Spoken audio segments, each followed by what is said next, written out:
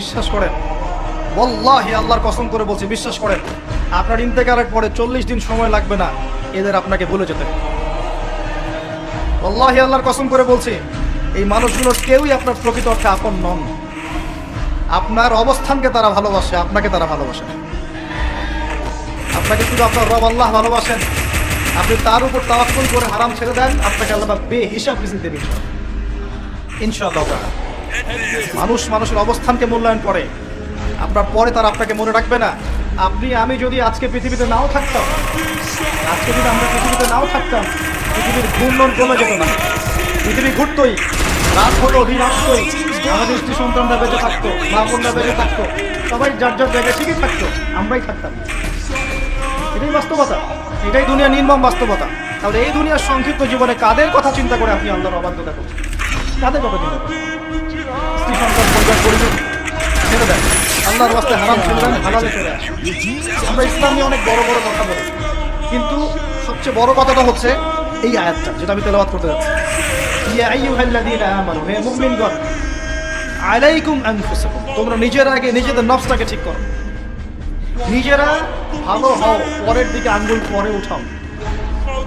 নিজেরা ঠিক হও, নিজে আগে জ্ঞান অর্জন করি, নিজে আগে আমল করি, নিজে আগে হালাল খাই, নিজে পরিবার ঠিক করি, নিজে আমি দিন ইসলামের জন্য ক্ষুদ্র পরিসরে কিছু করার চেষ্টা করি, অন্যের ভুলের দিকে আঙ্গুল পরে উঠাই।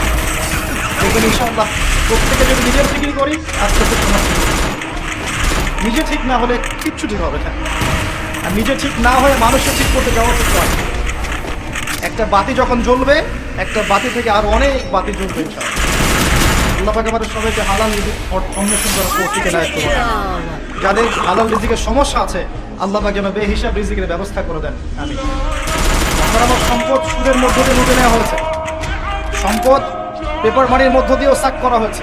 পৃথিবীর একটা অংশ দিন দিন ধনী হয়েছে, আর একটা অংশ ডে বাই ডে প্রপার্টি ডিস্ট্রিবিউশনের মধ্যে চলে গেছে। এগুলো বুঝতে আরো সময় লাগবে, আরো দিন যেতে দেন, 5 বছর 10 বছর যাক, আপনারা নিজেরাই বুঝতে পারবেন। বিষয়টা হচ্ছে যে এগুলো ভবিষ্যৎবাণী নয়, এগুলো বর্তমান। যখন মানুষ বাহ্যিক এবং অভ্যন্তরীণ জ্ঞান রাখবে না, তার কাছে বর্তমানের ঘটনাকে ভবিষ্যৎ মনে হবে।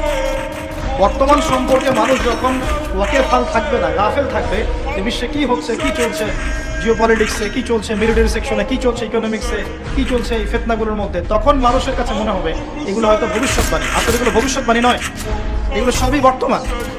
বর্তমান সম্পর্কে আপনি অজ্ঞ বলেই বা আপনি জ্ঞান অর্জন করার ফিকির নেই বলেই আপনার কাছে এগুলোকে ভবিষ্যৎবাণী মনে হচ্ছে।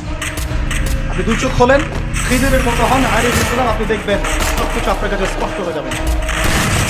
আমরা এমন একটা সময় বাস করছি যেখানে আখির জামানের ম্যাক্সিমাম সাইনগুলো দেখা যাচ্ছে, ম্যাক্সিমাম। ডে বাই ডে আপনি ধর্ষণ বৃদ্ধি দেখতে পাবেন, ডে বাই ডে আপনি গুনাহ বাড়বে দেখবেন, আরো দ্রব্য মানুষ বেশি বেশি খাবে। একটা মানুষ খুঁজে পাবেন না যে ব্যক্তি সুদ থেকে 100% মুক্ত থাকতে পারবে, একটা মানুষ। বাহ্যিক বিষয় বাদ দেন, ইন্টারনালে আসেন। মনে করেন আমি একটা বাসায় ভাড়া থাকি, বাসার মালিক লোন নিয়ে বাড়ি করেছে, আমার মতো আরো 10টা ভাড়াটিয়া আছে, সবার টাকা নিয়ে সে লোন শোধ করছে, পরোক্ষভাবে আমিও শোধ করছি, আমিও সুদের সাথে সম্পৃক্ত আছি।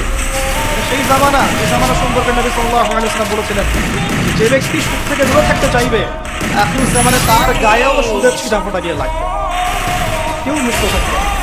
টপ টু বটম দেখবেন সুদী কারবারের সালা। আর কেন রাগ হচ্ছে না আমার সাথে? আল্লাহ রাব্বুল আলামিন পবিত্র কোরআনে বলেছেন, ইয়া আইয়ুহাল্লাযীনা আমানু, আমি আপনাকে আল্লাহর কালাম শুধু শোনাতে এসেছি। জোর করে কাউকে কিছু মানানো যায়? এটা ইসলাম শেখায়? ইসলাম তরবারির জোরে কোনো কিছুকে মানতে শেখায়? ইসলাম শুধু দাওয়াত দিতে শেখায়। ওয়াযাক্কির ইন্নামা আনতা মুযাক্কির, শুধু অনুবাদ করতে চাচ্ছে আল্লাহর কথা। যে কোনো আলেমের কাছে গিয়ে অনুবাদের সত্যতা যাচাই করে নিয়ে আল্লাহ বলছেন, ইয়া আইয়ুহাল্লাযীনা আমানু, হে মুমিনগণ, ইত্তাকুল্লাহ, তোমরা আল্লাহকে ভয় করো, ওয়া যারু মা বাকিয়া মিনার রিবা, সুদগুলো ছেড়ে দাও, সুদের অবশিষ্ট অংশগুলো ছেড়ে দাও। ইন কুনতুম মুমিনিন, যদি প্রকৃত অর্থে মুমিন হয়ে থাকো। ওয়া ইন লাম তাফআলু, যদি তোমরা এই কাজটা না করো, অর্থাৎ সুদ না ছেড়ে দাও। ওয়া ইন লাম তাফআলু, যদি তোমরা না ছাড়ো, কে বলছেন? ফাযরু বিহারবি মিনাল্লাহি ওয়া রাসূলিহি, তাহলে আল্লাহ এবং তার রাসূলের সাথে যুদ্ধের ঘোষণা করুন।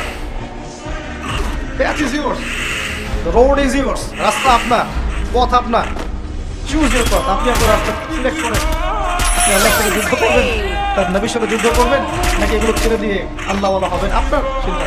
কে আপনাকে বাধ্য করবে? কেউ নেই বাধ্য করবে, কেউ বাধ্য করবে না। এটা আপনি কি করবেন? সারা জীবন যে আরাম রিজিকটা আপনি খাচ্ছেন, এইটা দিয়ে কি আপনার হকটা কবুল হবে কিনা, এটা দিয়ে আপনার উমরাটা কবুল হবে কিনা, এই টাকায় যখন সন্তান সন্ততি বড় হবে এরাও আল্লাহওয়ালা হবে কিনা আপনি ফিকির করেন। আপনি চিন্তা করেন যে নবী মুহাম্মদ সাল্লাল্লাহু আলাইহি ওয়াসাল্লাম জিনা শব্দটা মুখ থেকে বলতেও লজ্জা পেতেন, জানেন? আমাদের নবীজি জিনা শব্দটা মুখ দিয়ে বলতেও লজ্জা পেতেন। একজন সাহাবী এসেছেন, এসে বলেছেন যে আমি অন্যায় করেছি ইয়া রাসূলুল্লাহ, আমি অন্যায় করেছি ইয়া রাসূলুল্লাহ, আমাকে পবিত্র করুন, দুনিয়াতে আমাকে শাস্তি দিয়ে দিন।